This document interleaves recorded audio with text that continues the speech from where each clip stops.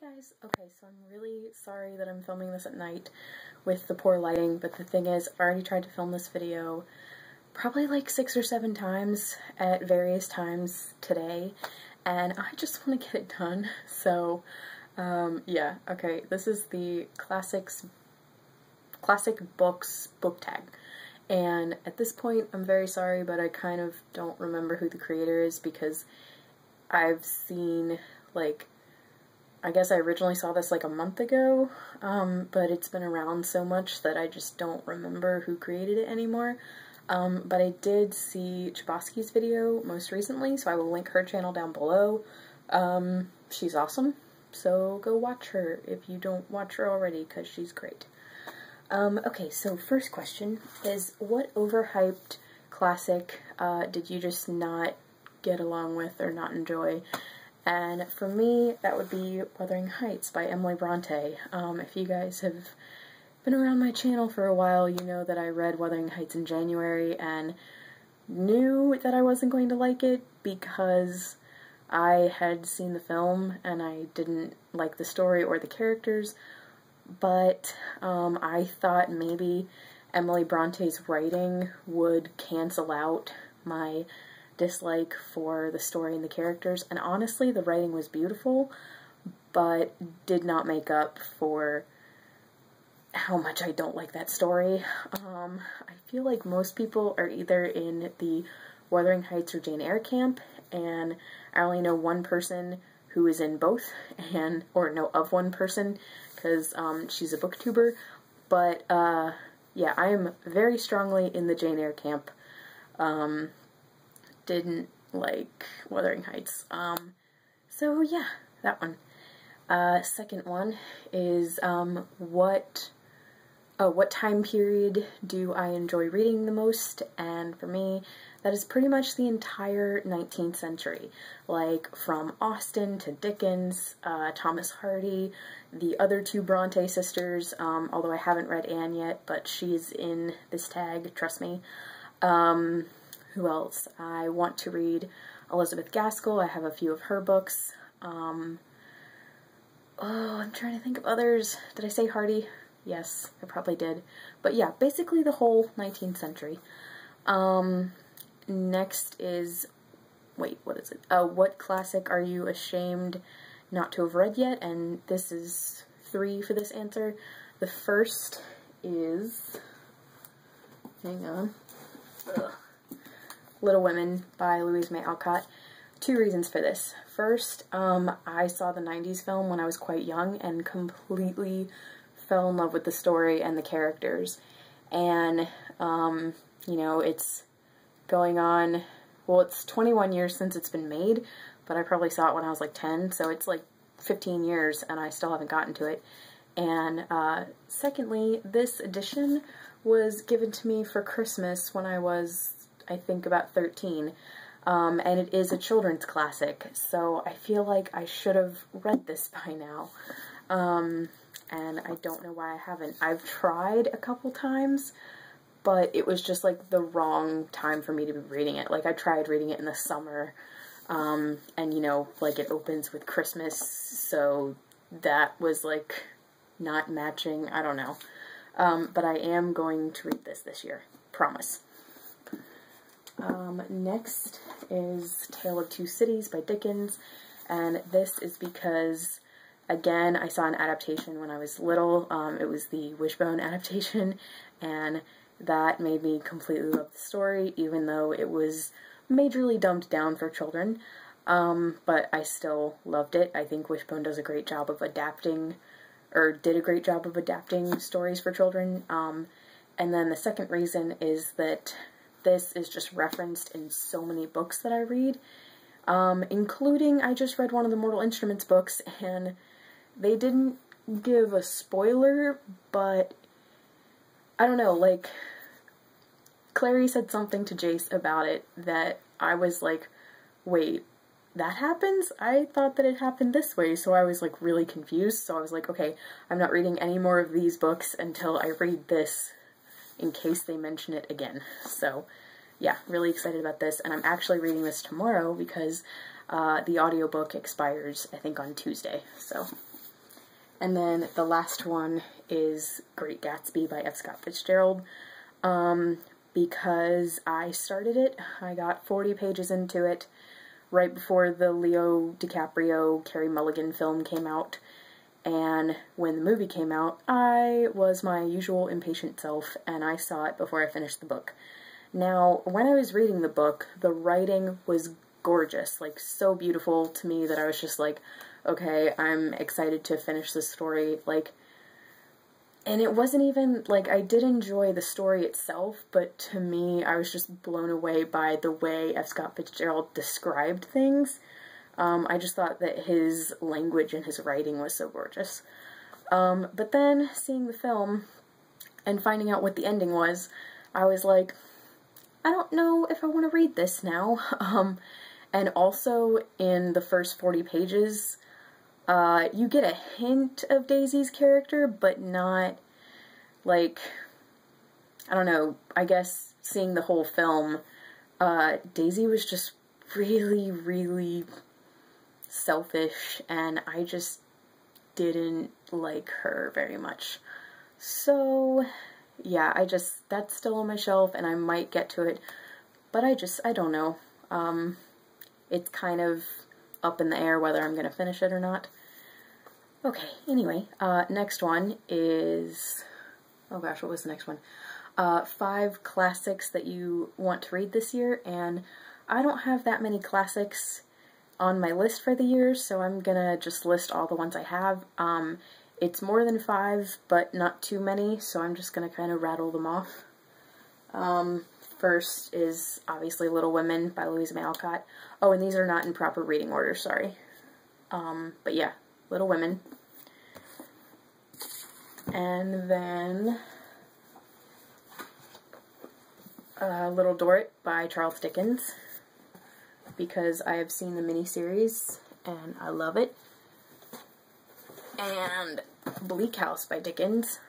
Again, I have seen the miniseries, but I only saw part of it because I started it during exams and then I had to quit. So when I got back around to it, I was like, you know what, I'm just gonna read the book first and then come back to the miniseries and finish the whole thing.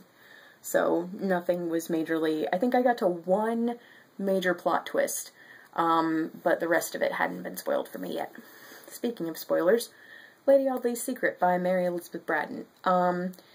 I did not know about this book until I read Infernal Devices by Cassandra Clare, and turns out there was a major spoiler in that book for this story, which really bothered me. Like, it could be that you find out what this thing is, like, 20 pages into the book, and it's not a real spoiler, but the way that it's talked about in the Infernal Devices, it sounds like the main plot twist of the whole story.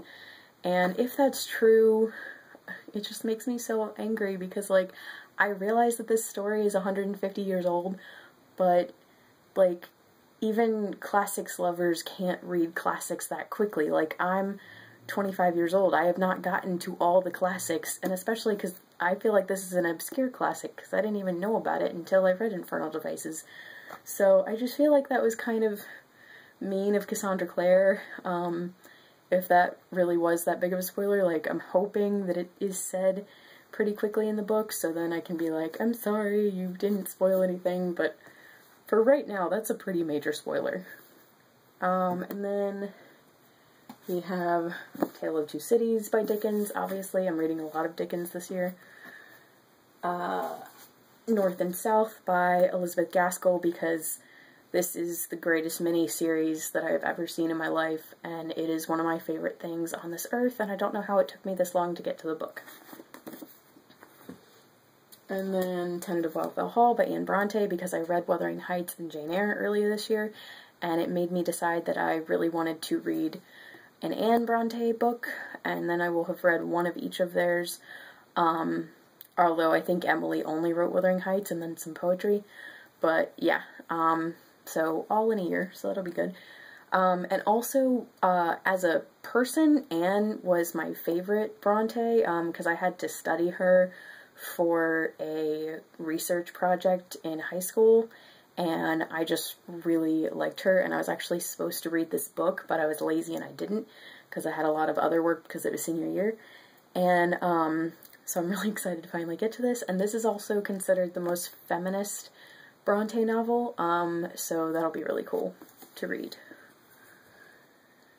And then we have As You Like It by William Shakespeare, which again I've seen 2 different adaptations of the film. The 1930s one with Laurence Olivier and Elizabeth Barker is one of the best old movies that I've ever seen in my life. It's probably like, I would say, my 2nd or 3rd favorite. It's amazing, so go watch it. I know I said I didn't have that many, it turns out I did. Under the Greenwood Tree by Thomas Hardy, because it's the only happy story of his that I know of, because I've seen the film, and I want to read something happy. Not that Far From the Madding Crowd was super bad, it wasn't as bad as Tess of the D'Urbervilles in unhappiness, but it was definitely depressing. Anne of Green Gables and Anne of Avonlea, just because, basically. Again, I love the movies. Tess of the D'Urbervilles, which I know the story because, again, I've seen the miniseries. And it's super depressing, but from the writing for Far From the Madding Crowd, like, I just love Thomas Hardy's writing, so I think I'm gonna love this book, regardless of how sad the ending is. I might be stacking these books too high. And then Three Musketeers by Alexandre Dumas, because I've seen the series and I love it. And apparently the BBC makes the characters a lot more likable, or at least a lot more honorable in the show than they are in the books. So that'll be interesting, but I'm hoping to still really love this. And then last but certainly not least, War and Peace by Leo Tolstoy, which is what I'm currently reading, and this is the thing that I am most excited to finish this year, because if I finish this mammoth of a book, this will be my greatest book accomplishment to date, because it will be the longest and the most complicated story that I have ever read. And I'm super loving it so far. Okay, next is, what is your favorite fairy tale, I think? And for me, that is hands down Beauty and the Beast. I love it. And that brings me to my next question, which is, what is your favorite retelling or adaptation of a classic or a fairy tale? And I have to go with fairy tale because I have several retellings of classics, mostly by Jane Austen, but I haven't read any of them yet. So Beauty by Robin McKinley, which is obviously a retelling of Beauty and the Beast, and this is the best book adaptation of the story that I've ever read. Although I think Heart's Blood by Juliette Marillier might kick this one to the curb. It depends. But yeah, we'll see.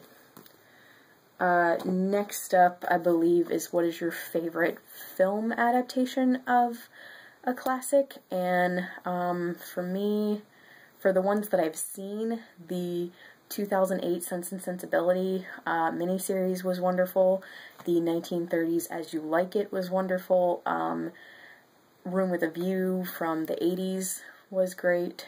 The 2009 Emma, and for that matter, the 95 Emma, and also the 95 Sense and Sensibility, but I still, for both of those, like the miniseries a little bit better, but I still like the films.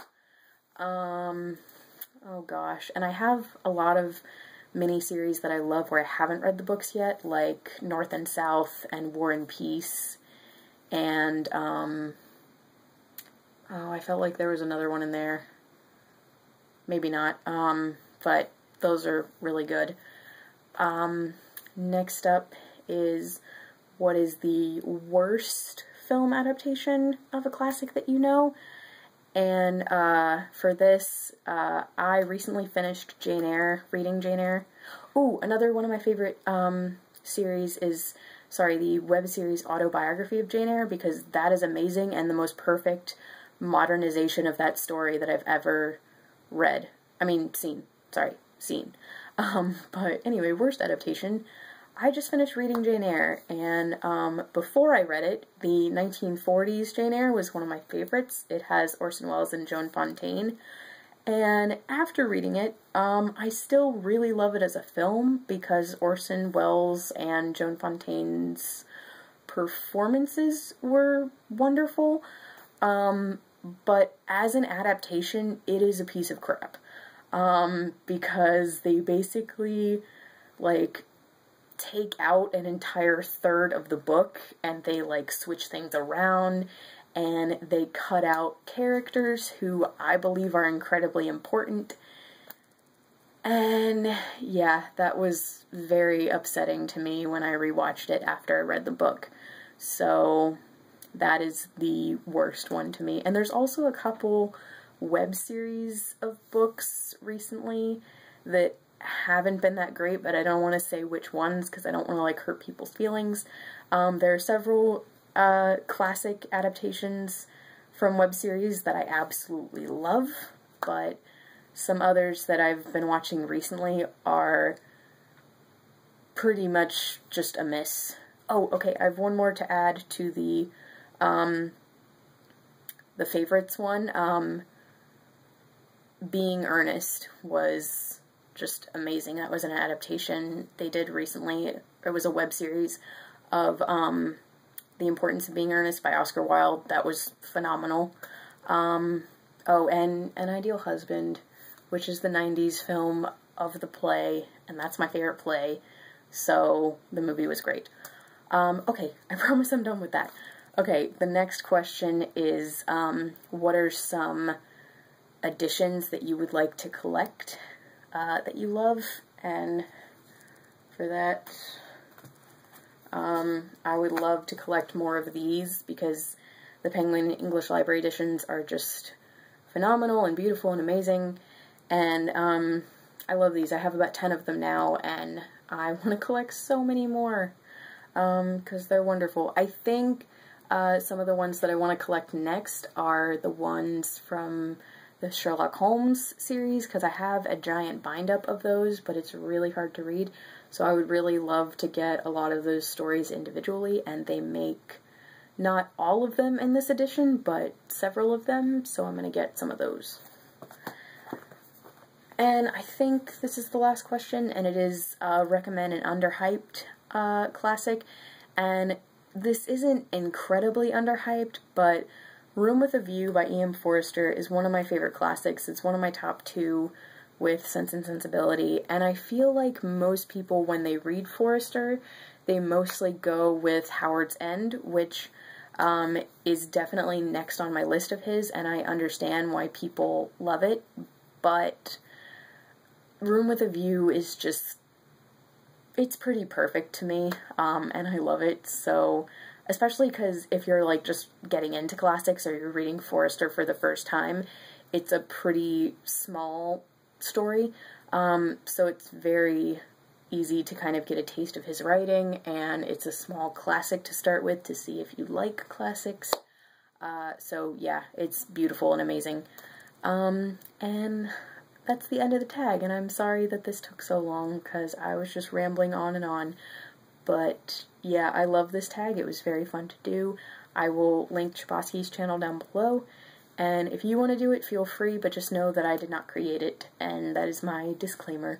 So thanks so much for watching, and I'll talk to you guys later. Bye.